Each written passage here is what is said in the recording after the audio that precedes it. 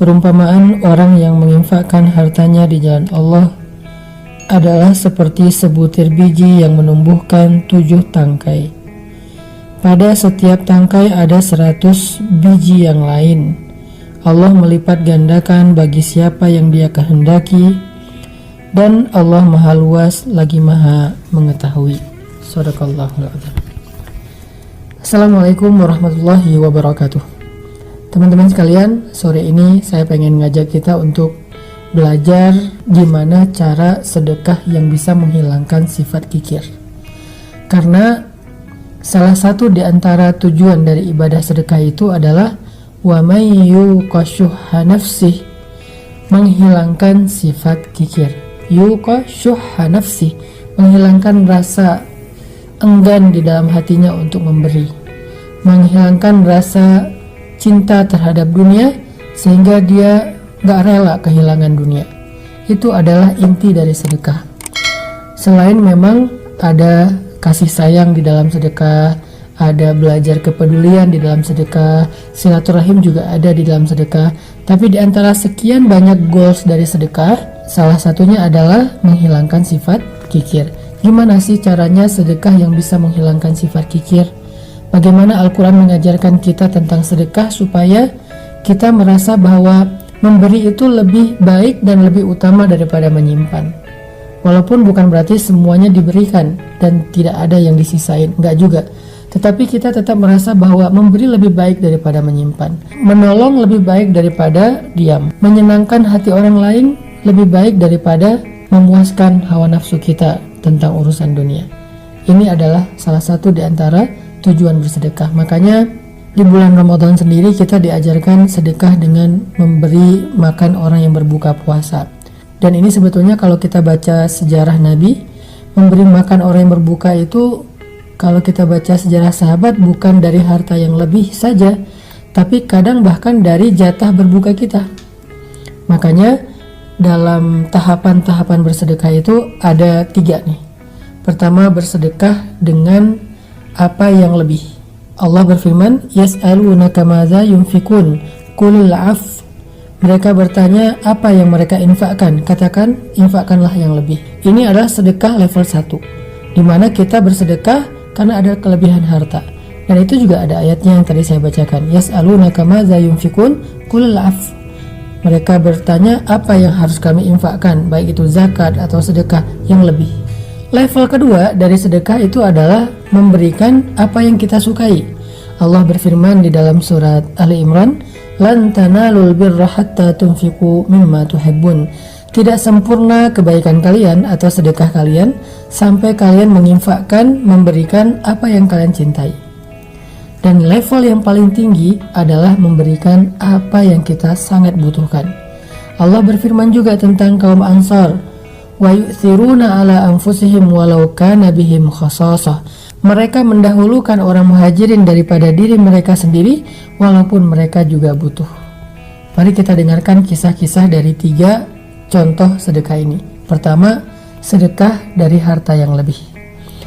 Sedekah dari harta yang lebih kita bisa mendengar dari kisahnya Utsman bin Affan radhiyallahu an yang luar biasa. Ketika beliau bersedekah angkanya bisa miliaran. Begitu juga sedekahnya Abdurrahman bin Auf, sedekahnya Sa'ad bin Mu'az, sedekahnya Sa'ad bin Abi Waqqas. Mereka memberikan kelebihan-kelebihan harta mereka. Dan ini adalah sesuatu yang baik dan tidak tercela karena memiliki kelebihan harta. Kemudian kalau kita baca kisah sedekah dengan apa yang kita cintai. Nah, ketika ayat ini turun, surat Ali Imran juz 4 pertama di atas, lan tanalul birra hatta tunfiqu mimma tuhibbun. Nabi membacakan ayat ini kepada para sahabat. Kata Nabi, tidak sempurna sedekah kalian sampai kalian memberikan apa yang kalian cintai. Sahabat mendengar ayat ini dibacakan oleh Nabi langsung pada pulang, pamit, pulang. Tiba-tiba mereka berdatangan lagi dengan membawa harta yang mereka cintai. Ada yang membawa onta sebagai kendaraan favoritnya. Onta itu kalau sekarang mungkin kendaraan yang harganya sekitar 2 miliar. Karena ini onta perang, bukan onta biasa yang disembelih yang harganya 40 juta. Ada yang bawa onta perang, ada yang bawa kuda, Ada yang bawa sertifikat tanah, ya Rasulullah, ini adalah kebun yang paling saya cintai di antara harta saya, karena di dalamnya ada banyak sekali pohon-pohon yang subur dan panennya setahun 3 kali. Saya ingin memberikan fisabilillah. Ya Rasulullah, ini saya punya aset rumah. Ya Rasulullah, saya punya pasar. Sampai yang paling kecil mereka memberikan apapun yang mereka miliki, termasuk pakaian. Ya Rasulullah, ini baju kesukaan saya, belinya di Damaskus, belinya di Suriah, dan sekarang saya infakkan fisabilillah. Ini kisah para sahabat berinfak, bersedekah dengan apa yang mereka cintai. Kalau yang ketiga, ini yang paling menarik, adalah bersedekah dengan apa yang mereka butuhkan.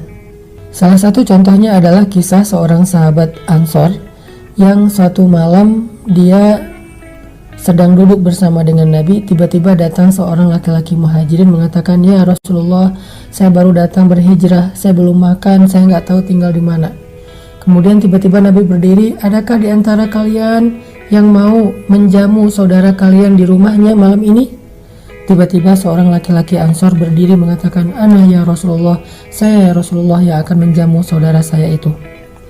Nabi mempersaudarakan mereka, lalu dia pulang ke rumah saudara Ansornya. Laki-laki muhajirin kembali ke rumah saudara Ansornya. Sampai di rumah saudara Ansornya, laki-laki Ansor ini masuk ke rumahnya dulu. Dia bilang ke istrinya, "Wahai istriku, apakah ada makanan di rumah?" Istrinya mengatakan, "Ada, tetapi ini jatah makan anak-anak dari tadi siang. Mereka belum makan menunggu ayahnya pulang." Kata laki-laki Ansor, "Wahai istriku, bagaimana menurutmu jika makanan ini kita berikan kepada saudara kita muhajirin yang dia baru datang berhijrah perjalanan jauh dan dia kasihan kelaparan. Sedangkan anak-anak kamu ajak mereka tidur sampai mereka tertidur." Istrinya adalah perempuan yang solehah, sehingga dia mengatakan, "Kalau begitu baik, kita dahulukan saudara muhajirin kita dan aku akan ajak anak-anak tidur."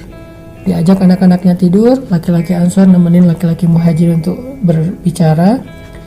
Ketika anak-anaknya udah pada tidur, perempuan ini keluar dari kamarnya, kemudian menyiapkan makanan jatah makan mereka yang dari tadi siang ditunggu belum dimakan. Lalu dipersilahkan laki-laki muhajirin untuk masuk ke dalam rumah. Setelah masuk ke dalam rumah, laki-laki Ansor ini mematikan lampu rumahnya yang terbuat dari lampu minyak itu, dimatikan.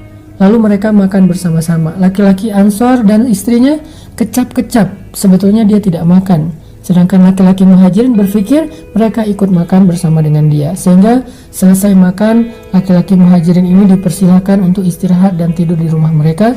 Sampai pagi mereka tidur dalam keadaan tidak nyenyak karena lapar. Ini kondisi keluarga Ansor. Wa yu'siruna ala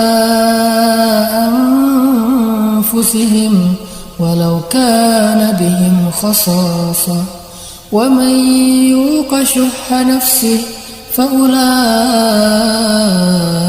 humul muflihun. Orang Ansor mendahulukan orang muhajirin daripada dirinya, walaupun dia sendiri sebetulnya sangat membutuhkan hal itu. Barang siapa yang dibebaskan dari sifat kikir, maka mereka itulah orang-orang yang beruntung atau ahli surga. Ini contoh orang yang berinfak dengan apa yang dia butuhkan. Ini juga kita baca dalam kisahnya Sayyidah Aisyah. Karena Aisyah ini salah satu keistimewaan beliau adalah sangat dermawan. Ibunda Aisyah ini sangat dermawan. Satu hari Ibunda Aisyah sedang berpuasa di rumahnya, nggak tahu ini puasa sunnah atau Ramadan. Dan di rumahnya beliau hanya memiliki sepotong roti kecil yang keras. Bahasa Arabnya kalau nggak salah qadid, artinya roti keras yang kalau dimakan harus direndam dulu di dalam air. Tiba-tiba ketika siang hari Aisyah sedang berpuasa dan nanti pas berbuka dia udah menyiapkan sepotong roti dengan pembantunya berdua, satu potong roti bagi dua. Datanglah seorang perempuan dengan anak-anaknya ke rumah Sayyidah Aisyah mengadukan perihal mereka kalau mereka lapar. Mereka bilang, "Ya Aisyah, kami lapar, kami nggak tahu makan apa, segala macam." Akhirnya Aisyah bilang ke pembantunya, "Berikan roti yang milik kita itu." Kata pembantunya, "Ini jatah makan berbuka puasa kita." Kata Aisyah, "Berikan kepada mereka." Akhirnya pembantunya mengatakan, "Naam." Dia memberikan kepada pengemis tadi roti jatah mereka berbuka puasa. Lalu dia merasa bersedih karena dia nggak tahu nanti buka puasa makan apa kecuali hanya minum air putih. Tapi ada keajaiban yang terjadi. Menjelang waktu berbuka, tiba-tiba ada sahabat yang datang ke rumah Aisyah memberikan hadiah makanan, nasi yang di dalamnya ada kaki kambing panggang, udah lengkap satu porsi.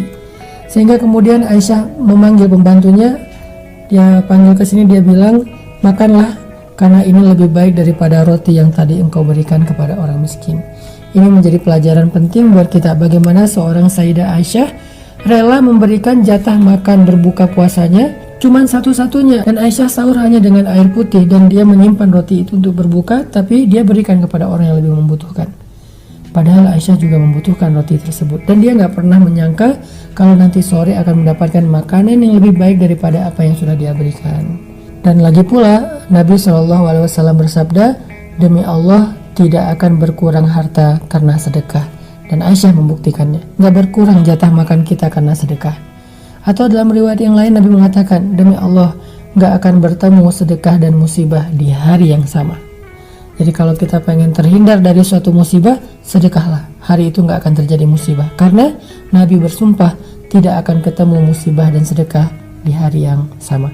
Mudah-mudahan kita termasuk orang yang bisa bersedekah dengan harta kita yang lebih, dengan harta yang kita cintai, bahkan dengan sesuatu yang paling kita butuhkan, sehingga Allah Subhanahu wa Ta'ala akan melipat gandakan pahala dan kebaikan untuk kita, karena Nabi mengatakan, demi Allah gak akan berkurang harta karena sedekah. Dan mudah-mudahan kita juga akan terhindar dari berbagai macam keburukan di hari saat kita bersedekah, memberi makan orang berbuka puasa. Kenapa? Karena kata Nabi, tidak akan bertemu sedekah dan musibah di hari yang sama. Barakallahu fikum.